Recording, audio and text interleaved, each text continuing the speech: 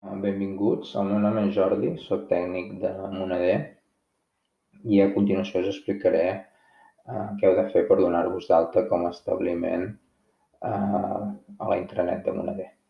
Hi ha dues maneres per fer-ho en funció de si la vostra entitat gestora, en aquest cas l'Ajuntament de Sant Vicenç dels Horts, us ha facilitat un enllaç per fer-ho o no us l'ha facilitat.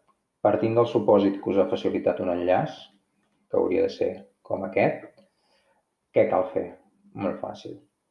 Entrem a un motor de recerca d'internet, Google, Safari, el que us sigui més habitual, i entreu a aquest enllaç. Un cop entreu a aquest enllaç us carregarà una pàgina i un formulari igual que aquest que esteu veient, que a continuació us explico com heu d'omplir. Abans de començar a omplir, dues cosetes. Tingueu present que hi ha una sèrie de camps que són obligatoris, que distingirem perquè tenen un asterisc, i que si no omplim no ens permetrà donar-nos d'alta com a establiment. I la segona coseta que també és pràctica de conèixer és que alguns camps venen acompanyats d'uns interrogants. Aquests interrogants ens despleguen un text que bé ens pot ajudar a omplir millor el camp en qüestió o bé ens pot ajudar a entendre quina és la funció de la informació que entrem en aquest camp. Dit això, senzillament ens dedicarem a omplir la informació que se'ns demana. Nom comercial, fruiteria Lluís, per exemple. Nom fiscal, Lluís Colomer. NIF, com podeu veure a l'exemple que ens fica aquí, el podem ficar tot seguit i sense necessitat de guions ni d'espais.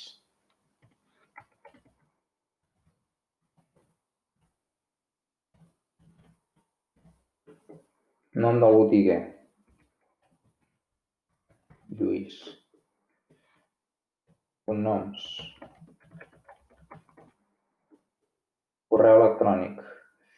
En aquest cas és important que fiqueu el correu electrònic que feu servir normalment, d'acord? Penseu que en aquest correu electrònic, un cop finalitzat el registre, us arribarà una contrasenya perquè pugueu entrar com a establiment a la intranet de Moneder i a part és el correu on l'entitat gestora us farà arribar notificacions, promocions i tot allò que consideri oportú fer-vos arribar per correu, d'acord?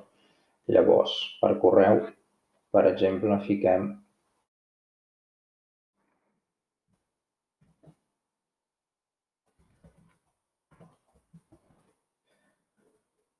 usuari. Bé, aquest és un altre camp que resulta important recordar, d'acord?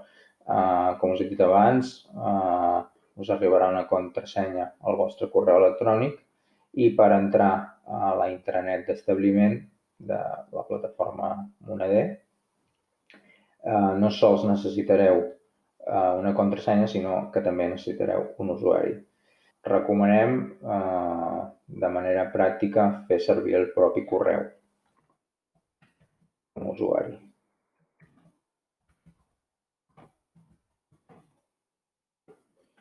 Molt bé, un cop fet això, anirem per escollir el sector. Important que primer escolliu el sector i llavors escolliu el subsector.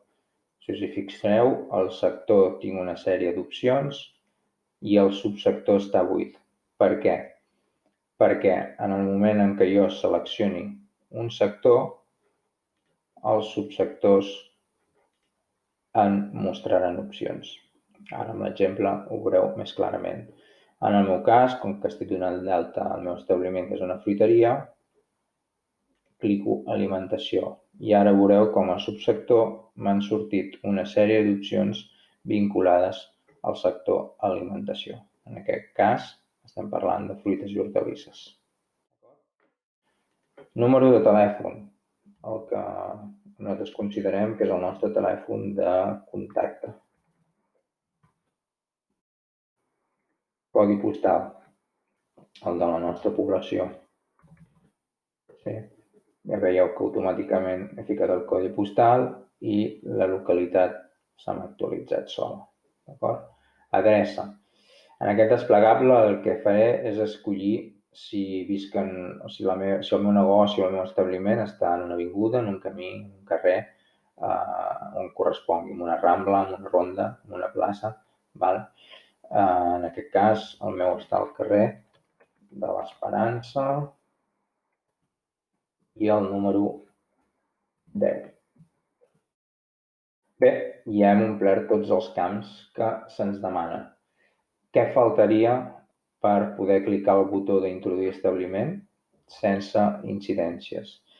Bé, hem de tenir en compte que si no acceptem les condicions d'ús, que podem consultar clicant a condicions d'ús, ens obrirà un formulari.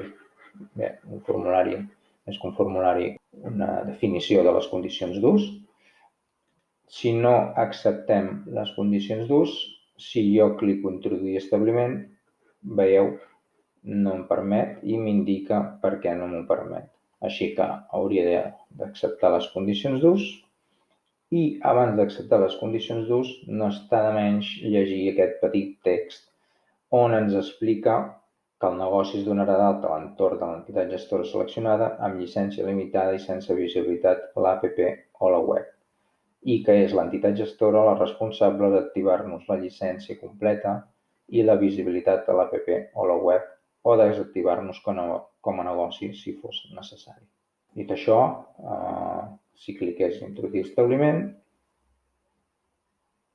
us sortiria una nota dient-vos que el vostre registre està correcte i que ja heu finalitzat el mateix, el registre. D'acord?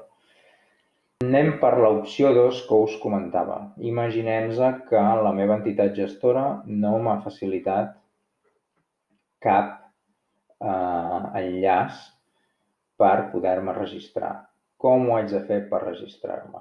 Bé, aniria a un navegador de Google, obriré una pestanya en aquest cas, i entraria a intranet moneder.cat.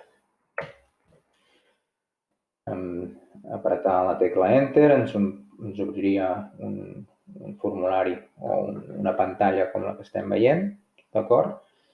Com que no tenim usuari ni tampoc tenim contrasenya perquè el que volem fer és donar-nos d'alta, com ho hem de fer per donar-nos d'alta com a negoci? Doncs clicaríem a l'opció aquesta que ens planteja de registrar un negoci. Què ens obrirà en clicar aquí? Doncs un formulari molt similar, per no dir idèntic al que acabem d'omplir, on el més important i que cal que tingueu en compte és que a localització us mostrarà totes les entitats que hi han donades d'alta a Moneder i que fan servir aquesta plataforma. D'acord? Llavors, en el nostre cas, com que jo em vull associar a l'Ajuntament de Sant Vicenç dels Horts, doncs hauria de buscar on em vull associar. I llavors tornaria a omplir la informació segons hem fet abans.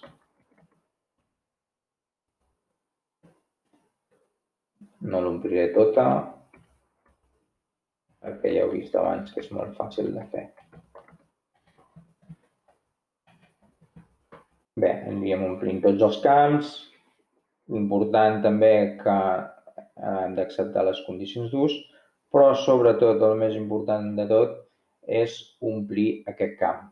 A quina entitat gestora volem associar el nostre establiment? En aquest cas, com que ho volem associar a Sant Vicenç dels Horts, escollim Sant Vicenç dels Horts.